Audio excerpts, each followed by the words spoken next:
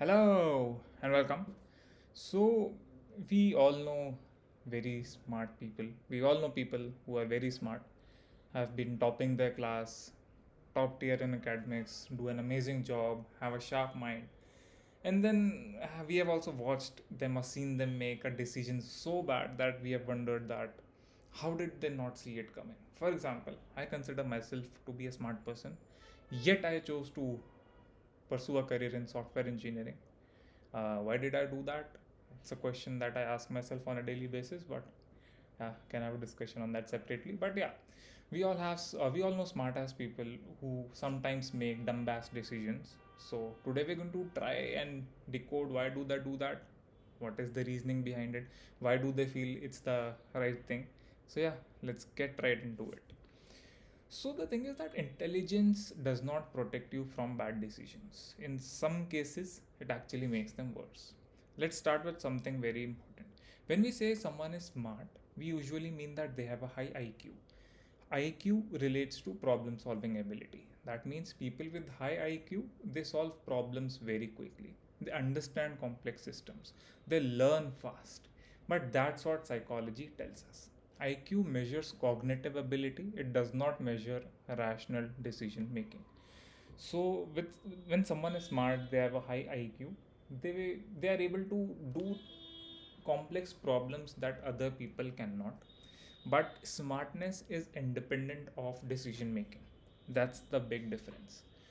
If you've heard of psychologist Stanovich or Stanovic, I don't know the pronunciation, Keith Stanovic or Stanovich, whatever the pronunciation is, but that psychologists found out that high IQ people are just as vulnerable to cognitive biases as everyone else, or maybe sometimes even more. Why is that? It's because intelligence gives you a better tool to defend your beliefs, not necessarily better beliefs. Intelligence helps you create arguments in defense of what you believe and what you think is right. It does not mean that what you believe is right, but yeah, it makes your belief stronger. Think about it. If a less intelligent person makes a mistake, they might even struggle to explain it.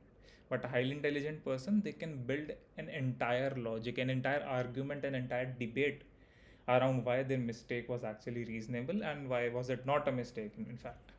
So intelligence helps you justify. It does not automatically help you choose correctly. So now let's talk about the brain. There was another psychologist. It's a pretty famous one, whose name was Kahneman.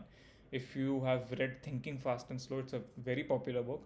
So it was written by Daniel. He has also won a Nobel Prize, if I am right. I think yeah, he has won a Nobel Prize as well. So he explains that our brain operates using two systems. System one is fast, automatic, and emotional. System two is slow, logical, and analytical. System 1 is ancient, it evolved to keep us alive, and System 2 evolved later to help us reason and plan. So, the System 1, that is fast and emotional, it was developed in our systems pretty early in the time frame. And that System 2, that is more logical and analytical, that helps us take our decisions on a day to day basis, that was developed slowly with time as we evolved. What's the problem? System 1 often takes control before system 2 even wakes up. Imagine this. You receive a message that feels disrespectful. Before you consciously think, your heart rate increases, your body tightens, your brain interprets it as a threat. So that's your emotional center that is activating. That's your system 1, the faster system that is present in the brain since the ancient times, that activates. In that moment, blood flow shifts away from the prefrontal cortex, the part that is responsible from logical thinking, and you are literally less capable of rational thought. I mean, these are some biological terms that even I had to write down because I could not memorize them. But yeah, as I was reading about it, I got to know the science behind it, that when you are faced with such a situation that feels disrespectful, maybe your system one activates, repeating this again, your brain interprets it as a threat, your blood flow shifts away from your prefrontal cortex. Prefrontal cortex is the part of the brain that is mostly responsible for logical and analytical thinking, and that makes you biologically and scientifically less capable of rational thought. So you reply instantly, you reply emotionally, you reply aggressively, you do not reason much, you do not apply much logic at that moment. That's why when faced with such situations, people usually give advice that take your time before responding. Do not let your system one take control of your body, do not of your brain rather. Do not let that system take decisions for you, because those decisions are not rational, those decisions are emotional. That's the science behind it. And if you respond pretty early, 10 minutes afterwards, you regret it. You think I could have dealt with this in a different manner. You go and apologize to the person in some cases. In some cases, the situation is already so much worse that you cannot do anything about it. But that wasn't lack of intelligence, that was biology. And biology does not care about your IQ. Now let's go deeper. Our brain relies on mental shortcuts that are called cognitive biases. These are automatic thinking patterns that help us save energy. They're efficient, but they are flawed. Once you believe something, your brain searches for information that supports it and ignores what contradicts it. That's what social media also plays upon. Once you have your beliefs in place, the algorithm makes sure to supply you with information that please excuse the sound, I'll also wait for that sound to subside. Yeah. So once you believe something, your brain searches for information that makes your belief stronger, that supports your arguments, that supports your reasoning, that supports your beliefs, and ignores what contradicts it. Social media somewhat also plays along this line to ensure that their platform engagement is as high as possible by feeding onto your belief system, by regularly showing you the content that strengthens your beliefs and radicalizes you more.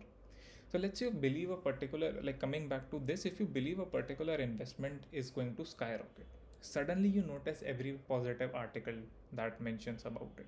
You kind of start to ignore anything that belittles that investment, and you try to focus more, and you try to put more weightage to the information that supports your belief. You feel informed, you feel smart, all good, not really. Because at that time, what you are really doing is just building your or protecting your belief rather. You're not looking at things in a rational way. Highly intelligent people don't avoid this confirmation bias. They're just better at constructing better and convincing arguments around it. So there's this overconfidence bias, as people call it. Studies show that experts in many fields are more often overconfident than beginners. Obviously, if you have been doing something repeatedly for the last 5 years, 6 years, 7 years, you tend to be your tendency to be overconfident in that field is much higher than someone who's just a beginner and someone who's just started up. Why? Because knowledge increases certainty. But certainty does not increase accuracy. You have your set of morals, no, set of facts that help you build a belief, and the more you dive into it, the more certain you become. But that does not necessarily mean that your certainty will lead to or will translate equally into accuracy. A smart investor might think, I understand this market better than others. That belief can lead to bigger risks. Confidence feels like competence, but they're not the same thing. I hope you get it. Even CEOs and world leaders fall into this trap. So, con- an example can be a company that is continuing to invest more and more time in projects that are not delivering, in projects that are not really leading to profits for the company, just because they believe that uh, this will work. Or sometimes they're made to believe because they've already spent so much money and time that they have to take that bet. So intelligence does not erase emotional attachment. In fact, it sometimes deepens it. That's one thing. But here's something that's even more interesting. The smarter you are, the more your identity is tied to being right. Uh, consider a person who has always topped his class since his childhood, since 3 years of age. Everything that he has done, he has been the best. When you see that person, when you have been with that person for 10 years, on any given nth day, you'll trust his judgment more, his or her judgment more than anyone else. So, the smarter you are, the more your identity is tied to being right. And that person also gets that belief that whatever he is doing has to be right because everything that he has done has been right up until now. The sad truth is, reality does not work that way. Admitting that you are wrong doesn't just feel uncomfortable, it feels threatening. It feels threatening to your image. You start feeling that, oh, if I admit, or if I am wrong, if I admit that, my image of being right all the time will diminish. That's why you sometimes also start to create arguments that are not really logical but are just created to protect your identity, that whatever you did was not necessarily wrong when in reality it was. That's called motivated reasoning. Your so your brain does not search for truth, it searches for protection. I hope you're getting it. Also, intelligent brains are extremely good lawyers. There's also saying that they can defend almost anything. Right, let's bring this to everyday life. Let's pick up an example that you should not scroll much of social media at night. You know that low sleep, if you sleep late at night, that will affect your productivity the next day. But after a stressful day, your brain says ki bro, need some relief, bro, need some dopamine hits, bro, I need to feel relaxed. So you scroll. You know junk food is not ideal, but you know that uh, stress controls or increases cortisol, which increases cravings for high calorie food. So you order it because your brain says ki okay, after this much, after such a stressful and a tiring day, I at least deserve good food. So even though you know that junk food is not ideal, your brain gives you arguments against it, that okay bro, okay boss, I need this, let's get it, and you order it. So none of this has anything to do with intelligence. I'm not here defending the fact that why did you order that junk food. I'm not saying any of that. I'm just saying that none of this has anything to do with intelligence. It has to do with emotion, with stress, with ego, with biology, with social pressure. And then there's another layer here, that stress dramatically reduces rational thinking. And another uncomfortable fact is that highly motivated or highly intelligent people are also not immune to that stress. Right?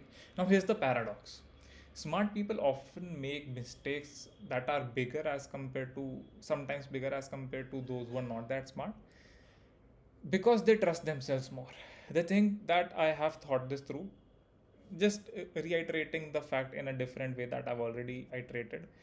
They think that I've thought this through. Nothing that I have done up until now has been wrong. How can this decision be wrong as well? So they tend to make bigger mistakes as well sometimes.